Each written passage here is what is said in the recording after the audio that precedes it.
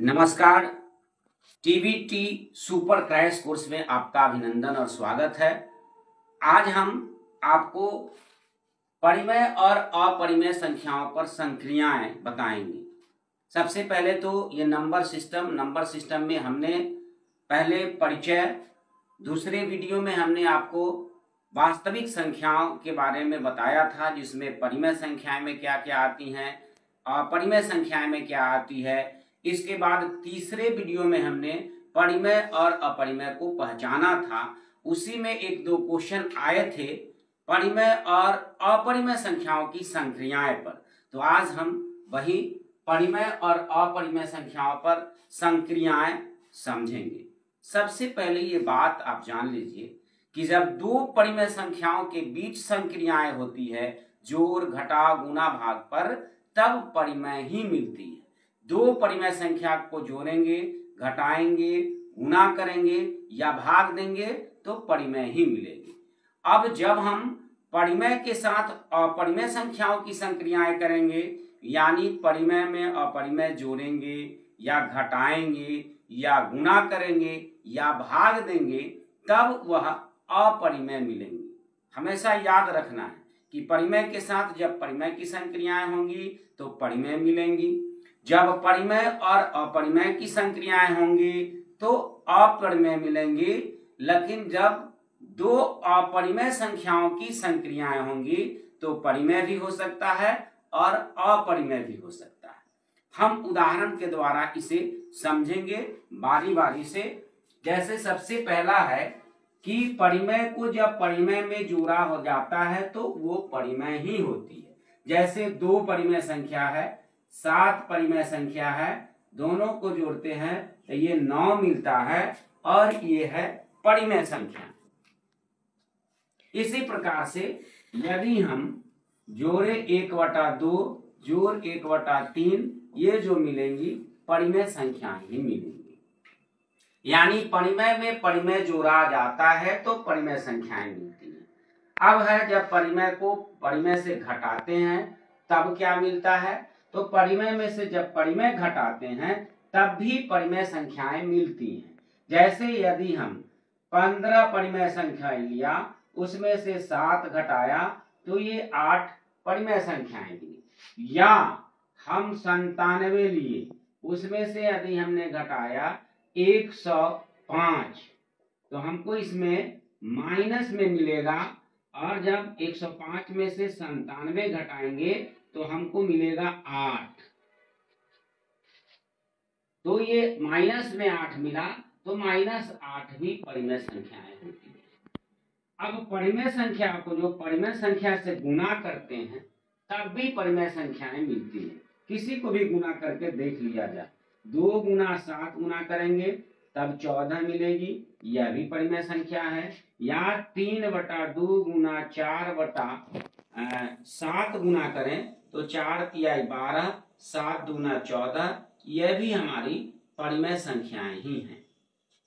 अब देखिए कि परिमेय संख्या को जब परिमेय संख्या से भाग दिया जाए तब क्या मिलेगा।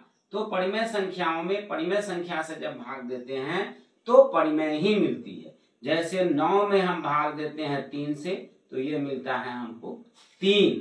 इसी प्रकार से कोई दूसरी परिमेय संख्या यदि हम लेते हैं, जैसे मान लिया जाए कि 7 में हम भाग देते हैं 3 से, तो यहां भी ये परिमेय संख्याएं ही है। अब है तो हमने क्या देखा कि परिमेय संख्याओं के साथ जब परिमेय संख्याओं की संक्रियाएं होंगी, जोड़ घटाव गुणा भाग में, तो परिमेय संख्या के साथ जब परिमेय संख्या की संक्रियाएं होती है तो ये परिमेय मिलती है। अब जब परिमेय और अपरिमेय की संक्रियाएं होती है तो देखना है क्या मिलता है। तो परिमेय और अपरिमेय की संक्रियाएं, या जब परिमेय में अपरिमेय में जोड़ें, घटाएं, गुणा करें या भाग दें तो ये हमेशा अपरिमेय ही मिलेंगी। कुछ उदाहरण द्वारा हम लोग इसको देखते हैं। जैसे कोई परिमेय संख्या है 9, इसमें हमने जोड़ा √7, तो ये 9 जोड़ √7 ये अपरिमेय संख्याएं हैं। फिर यदि परिमेय संख्या हम लिए 20, इसमें हम अपरिमेय संख्या पाई जोड़ दिए, तो पाई जोड़ 20 ये अपरिमेय संख्या है। अब जब परिमेय संख्या में से अपरिमेय को घटाएंगे तब भी अपरिमेय मिलेंगे। जैसे परिमेय संख्या हमने लिया 5, घटाया अपरिमेय √3, तो ये कैसी संख्या है? अपरिमेय संख्या है। या हम 3/2 लिया, इसमें से हमने घटाया √7/2, घटाने के बाद जो मिलेगा यह भी अपरिमेय संख्याएं ही होंगी। इसको हम लोग घटा के देख भी सकते हैं। ये 2 और 2 का लघुत्तम 2 हुआ, ये 2 में 2 से भाग देंगे 1, 3 से गुना करेंगे तो ये हो गया, -2 में 2 से भाग दिया 1 और √7, तो ये क्या है? अपरिमेय संख्याएं हैं। अब जब परिमेय संख्या को अपरिमेय संख्या से गुना करेंगे तो अपरिमेय मिलेंगे। जैसे परिमेय संख्या 2 है, अपरिमेय से गुना किया तो ये अपरिमेय संख्याएं। या हम कोई लेते हैं 7/3 परिमेय संख्या, उसमें हम गुना करते हैं √7/2 से, तब भी ये हमको 7√7/3 दूना 6, ये भी अपरिमेय संख्याएं ही मिलती है। ठीक इसी प्रकार से परिमेय में जब अपरिमेय से भाग दिया जाए तो वो अपरिमेय ही मिलती है। जैसे परिमेय 6 लिया, भाग दिया है हमने √2 से, तो ये 6/√2, यह अपरिमेय संख्याएं ही हैं। तो आप अब समझ गए होंगे कि जब परिमेय संख्या के साथ परिमेय संख्याएं की संक्रियाएं होती है तो परिमेय मिलती है, लेकिन जब परिमेय संख्या के साथ अपरिमेय संख्याएं की संक्रियाएं होती है तो अपरिमेय मिलता है। अब आगे हम देखते हैं जब अपरिमेय संख्याओं की संक्रियाएं होती है तो क्या होता है। तो अपरिमेय संख्या के साथ जब अपरिमेय संख्याएं की संक्रियाएं होंगी तब वहां परिमेय भी मिल सकता है और अपरिमेय भी मिल सकता है। उदाहरण के साथ हम समझेंगे। जैसे एक अपरिमेय संख्या हमने लिया 3 + √3 और इसमें हमने जोड़ दिया 3 - √3, ये दोनों अपरिमेय संख्याएं। तो क्या रिजल्ट आएगा देखते हैं। 3 + √3 + 3 -√3 और +√3 घट जाएगा, 3 दूना 6, तो ये हमको मिला परिमेय संख्याएं। यानी 2 परिमेय संख्याओं को जोड़े तो ये हो गया परिमेय। अब जब हम 2 परिमेय संख्याएं को जोड़ेंगे तब फिर जोड़ते हैं और देखते हैं। जैसे 3 + √3 है, इसमें यदि हम जोड़ें 3 - 2√3 को, तब क्या रिजल्ट आता है? यह है 3 + √3 + 3 - 2√3। अब यहां देखिए 3 और 3 मिलकर के 6 हो गया। अब -2√3 में से +√3 को घटाएं तो -√3 मिलेगा।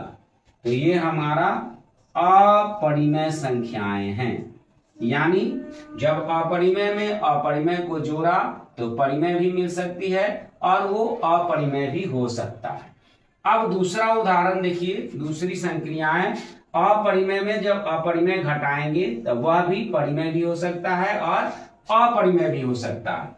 जैसे हम 3√3 में से घटाते हैं √3 को, तो ये हमको मिल जाता है 2√3, तो ये हो गया अपरिमेय संख्या है।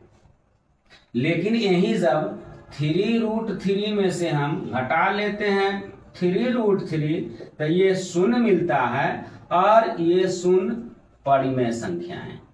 तो यानी जब अपरिमेय में अपरिमेय घटाया जाता है तो परिमेय भी मिल सकता है और अपरिमेय भी मिल सकता है। इसको आप समझ गए होंगे कि परिमेय और अपरिमेय और अपरिमेय की जब संक्रियाएं होती है तो परिमेय भी मिलता है और अपरिमेय भी मिलता है। अब गुणा के संदर्भ में हम लोग देखें, जैसे यहाँ है अपरिमेय, हमने लिया √2 और गुणा किया √3 से, तो ये गुणनफल जो मिलेगा ये हमको अपरिमेय संख्याएं मिलेगी। लेकिन अब परिमेय संख्या कब हो सकता है? जब गुना करेंगे तो, जैसे हम √3 में गुना किए √3 से, तो ये हमको मिला 3, जो कि है परिमेय संख्या। अब जब अपरिमेय संख्या को अपरिमेय संख्या से भाग देंगे तो क्या मिलेगा? जैसे हम भाग देते हैं 3√3 भागा √3 से भाग दिए, तो ये हमको मिलेगा 3√3 भागा √3, ये कट गया तो 3 मिला, जो कि होता है परिमेय संख्या। यही जब हम भाग देंगे 3√3 भागा 3√2, अब ये 3√3 बटा 3√2 ये अपरिमेय संख्या है। तो अब आप समझ गए होंगे कि जब परिमेय संख्याएं के साथ परिमेय संख्याएं की संक्रियाएं होती है तो परिमेय संख्या मिलेगी, जब परिमेय संख्या के साथ अपरिमेय संख्याएं की संक्रियाएं होंगी तो हमेशा अपरिमेय मिलेगा। लेकिन जब अपरिमेय संख्याओं के साथ अपरिमेय संख्याएं की संक्रियाएं होती है तो वहां परिमेय भी मिल सकता है और अपरिमेय भी मिल सकता है। ये हमने आपको इसलिए बताया कि ये 2023 और 2024 के मैट्रिक की वार्षिक परीक्षा में इस पर आधारित कुछ प्रश्न पूछे गए थे कि जब एक परिमेय संख्याएं और एक अपरिमेय संख्याओं को जोड़ते हैं तो उसका योगफल क्या होता है। फिर इसी प्रकार से कि जब एक परिमेय संख्या और एक अपरिमेय संख्या का गुणनफल करते हैं तो वह क्या मिलता है, परिमेय होगा कि अपरिमेय होगा कि प्राकृत संख्या होंगी कि पूर्णांक संख्या होंगी। तो इस पर आधारित परीक्षा में प्रश्न पूछे जाते हैं। तो निश्चित रूप से टीबीटी जो सुपर कोर्स मैट्रिकुलेशन के लिए लेके आई है आपके लिए बहुत ही लाभकारी है और निश्चित रूप से आप इस मंच से जुड़कर लाभ उठाएं। धन्यवाद।